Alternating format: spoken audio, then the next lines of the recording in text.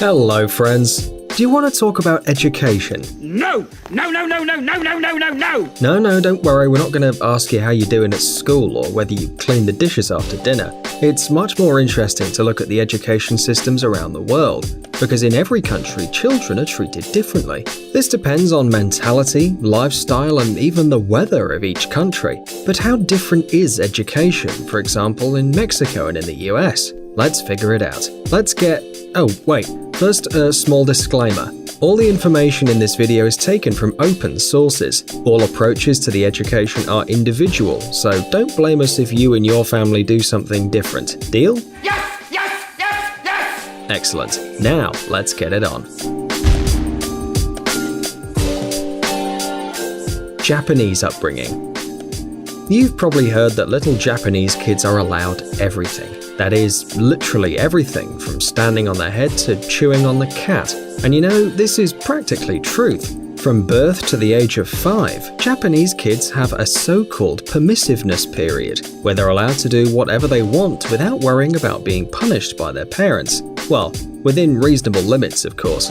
No one will let a kid play on the road or hug a rattlesnake. But if a child wants to draw on the walls, then he draws, with dirt, in the middle of the night, and do other cool things. The Japanese believe that the early years are a time for fun, games, and enjoyment. Of course, this doesn't mean that Japanese kids are absolutely spoiled. They are taught courtesy, good manners, and feeling part of the state and the society. Mum and dad never raise their voices when talking to their children, and don't give them many-hour lectures. Physical punishment is also excluded. The only thing that parents do is explain to the child why one shouldn't behave like this. However, by the time of admission to school, the attitude of adults to children changes drastically. Their behavior is strictly regulated. They need to treat parents and teachers respectfully, wear the same clothes, and don't stand out among their peers. This is why people say that until 5 years, Japanese treat a child like a king, from 5 to 15 years like a slave, and only after 15 like an equal.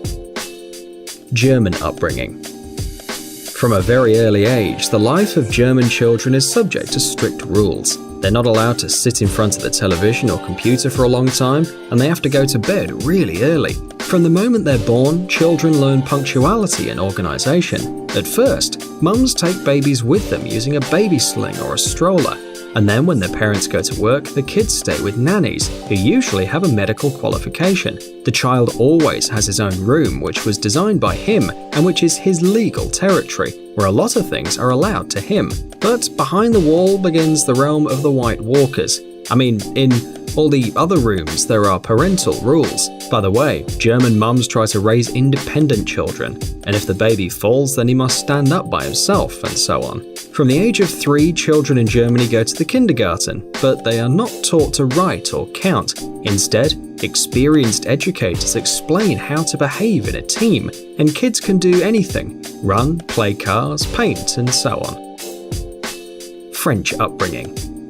In this European country, people pay a lot of attention to the early development of children. Most of all, French mothers try to teach independence to their children because women go back to work early, striving to realize themselves, so they need to be sure that the child feels comfortable. In addition, parents don't believe that their personal life ends after the baby's born. On the contrary, they differentiate the time for the child and for themselves, so when they put a baby to sleep, mum and dad can spend some time with each other. French women treat the kids gently, paying attention only to really serious misconduct. Mums reward them for good behavior and deprive of gifts or treats for bad behavior. Pretty simple, isn't it? Before entering school, French kids spend most of their time in kindergartens and all kinds of entertaining studios, because parents, as we've said, don't get stuck on their offspring and devote a lot of time to themselves. Also, people say that French children don't spit food at all. Probably because they're taught not to, or it's probably because of the famous French cuisine. Swedish upbringing.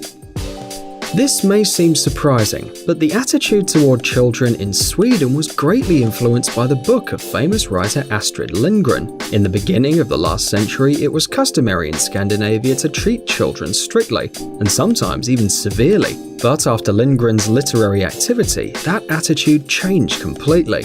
It's no coincidence that Sweden was one of the first countries to adopt laws aimed at protecting kids' rights. Nowadays, even very small Swedish children know their rights, although no one is mean to kids, and not only because it leads to huge fines, just because it's bad. Nobody should do that.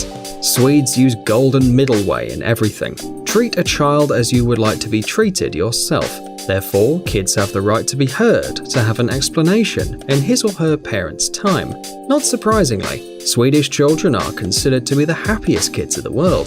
They can do anything, even bathe in the mud if they want to.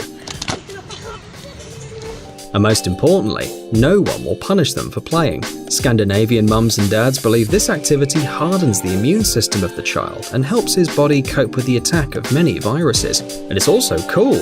Well, who in their childhood didn't want to splash in the mud, huh? Honestly, we'd like to be a child in Sweden. Would you? Yes! Yes! Yes! Yes! Uprising in the US. Most Americans worship their families. Although parents and grandparents often live in different states, at Christmas and Thanksgiving, all family members like to get together at one big table and, well, try very hard not to quarrel. As for the upbringing, little Americans rarely go to kindergartens. Housewives prefer to raise the children by themselves, although they don't always look after them. Therefore, girls and boys go to school without knowing how to read or write. Almost every child in an average American family from an early age is in some sports club and plays for the school sports team.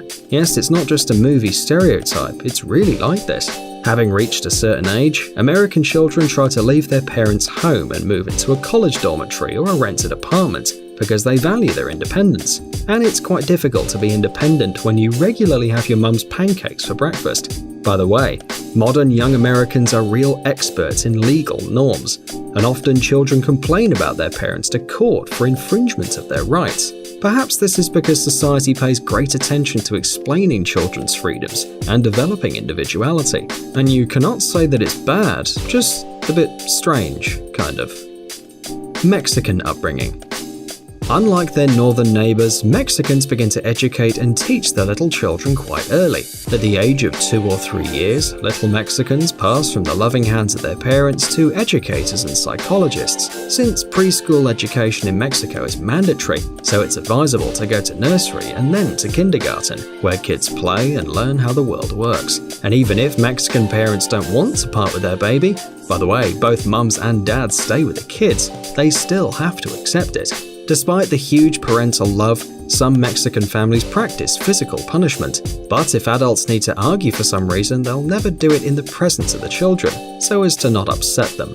In general, we must say that the Mexican children live well at home, so they leave late and without much joy. Parents also don't like it when their children leave the house, so the farewell is kind of partial. Family members support each other throughout their lives and constantly visit each other, because family is very important. Italian upbringing. Italians love their children and consider them to be real gifts, regardless of their temper. Children are loved, and not only by their parents, uncles, aunts and grandparents, but by all those who meet them, from the bartender to the newspaper seller. All babies are getting so much attention that it can even scare you at first if you're not used to it. Joey, bravo, bellissimo! But don't worry if you are a parent and a passerby decided to pat your child on the cheeks. You are in Italy. Relax. Hey, how are you? Piacere. Paulie? Christopher? Ciao. Unlike German and French families, it's considered bad taste to take the baby to the kindergarten.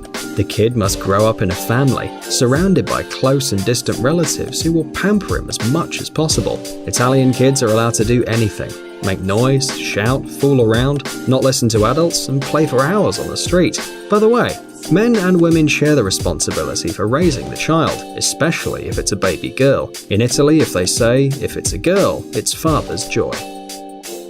Upbringing in African countries.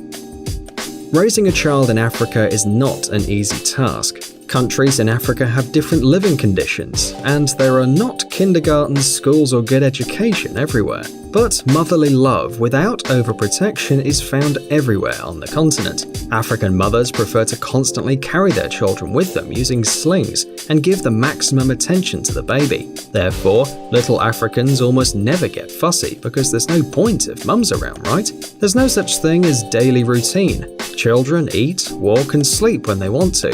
and grown-up kids spend most of their time on the street with their peers and run wherever they want.